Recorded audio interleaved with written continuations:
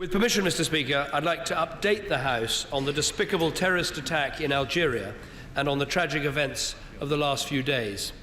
It is with great sadness that I have to confirm that we now know 3 British nationals have been killed and that a further 3 are believed to be dead, as is a Colombian national who was resident in Britain. I'm sure the whole House will join with me in sending our deepest condolences to the families and the friends of all those who've lost loved ones.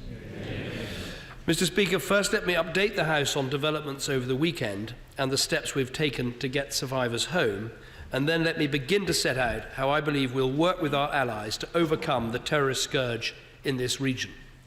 The Algerian Prime Minister told me on Saturday afternoon that the Algerian military had completed their offensive and that the terrorist incident was over. Since then, Algerian forces have undertaken a further operation to clear the site of potential explosives and booby traps. This is still being completed, and it will allow our embassy-led team to access the site. It is important to put on record the scale of what happened. There is still some uncertainty around the precise facts, but we believe that in total there were some 800 employees working at the In Amenas site at the time of the attack, about 135 of whom were foreign nationals.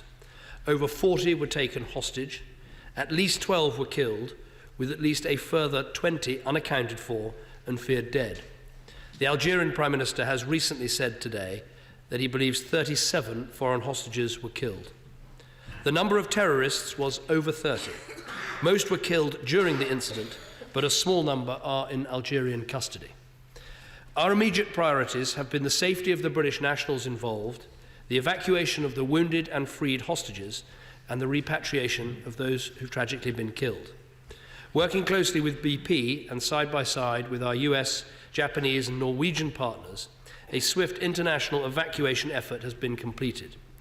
The last British flights out on Saturday night brought not only the remaining freed Britons, but also Germans, Americans, New Zealanders, Croats, Romanians and Portuguese.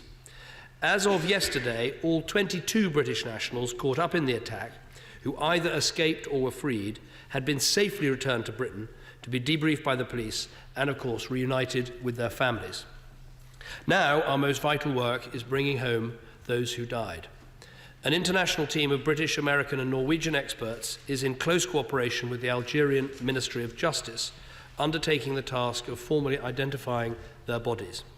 We want this process to happen as swiftly as possible, but it will involve some intensive forensic and policing work, and so may take some time. Mr. Speaker, throughout the last 5 days, the British ambassador to Algeria and staff from across government and beyond have been working around the clock to support British citizens and their families, and I'm sure the House would like to join me in thanking them for their efforts. We should also recognise all that the Algerians have done to confront this dreadful attack. I'm sure the House will understand the challenges that Algeria faced in dealing with over 30 terrorists bent on killing innocent people in a large and extremely remote and dangerous industrial complex. This would have been a most demanding task for security forces anywhere in the world, and we should acknowledge the resolve shown by the Algerians in undertaking it. Above all, the responsibility for these deaths lies squarely with the terrorists. Mr. Speaker, many questions remain about this whole incident, but one thing is clear. This attack underlines the threat that terrorist groups pose to the countries and the peoples of that region, and to our citizens, our companies, and our interests too. 4 years ago, the principal threat from Islamist extremism came from the Afghanistan and Pakistan region. A huge amount has been done to address and reduce the scale of that threat. Whereas at one point, 3/4 of the most serious terrorist plots against the UK had links to that region, today this is reduced to less than half. But at the same time, Al-Qaeda franchises have grown in Yemen, Somalia, and parts of North Africa.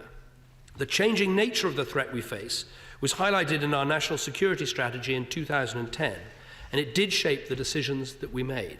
While, of course, there were difficult decisions to make, we increased our investment in special forces, cybersecurity, key intelligence capabilities, while also increasing our investment in fragile and broken states.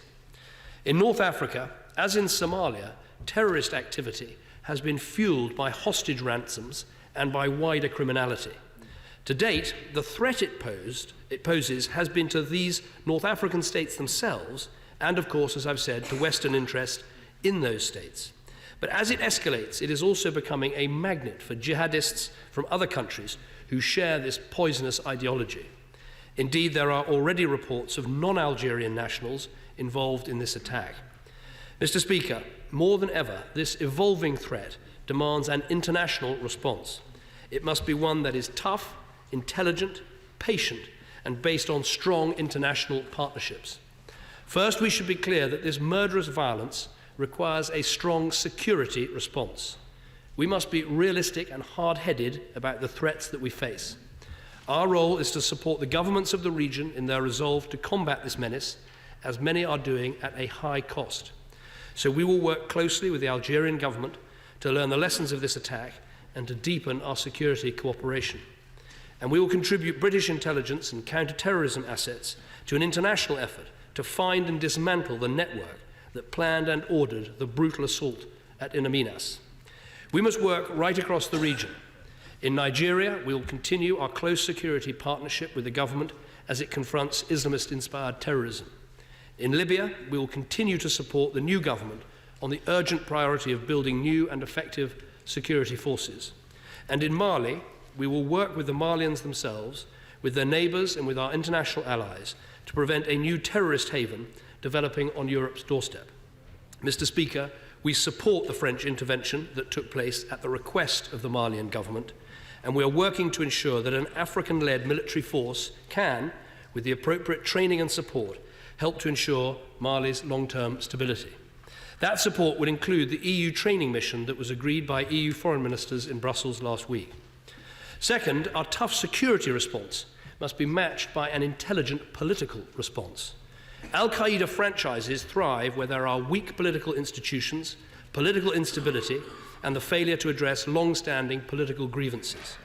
So we need a political approach that addresses these issues. We must support effective and accountable government. We must back people in their search for a job and a voice. And we must work with the UN and our international partners to solve long-standing political conflicts and grievances. Third, we must be patient and resolute. Together with our partners in the region, we are in the midst of a generational struggle against an ideology which is an extreme distortion of the Islamic faith and which holds that mass murder and terror are not only acceptable but necessary. We must tackle this poisonous thinking at home and abroad and resist the ideologue's attempt to divide the world into a clash of civilizations. The underlying conflicts and grievances that are exploited by terrorists are in many cases long-standing and deep. And of course, the building blocks of democracy, the rule of law, the independence of the judiciary, the rights of minority, free media and association, a proper place in society for the army, these are a big part of the solution, but they all take a long time to put in place. But this patient, intelligent, but tough approach is the best way to defeat terrorism and to ensure our own security. We must pursue it with an iron resolve. And I will use our chairmanship of the G8 this year to make sure this issue of terrorism and how we respond to it is right at the top of the agenda where it belongs.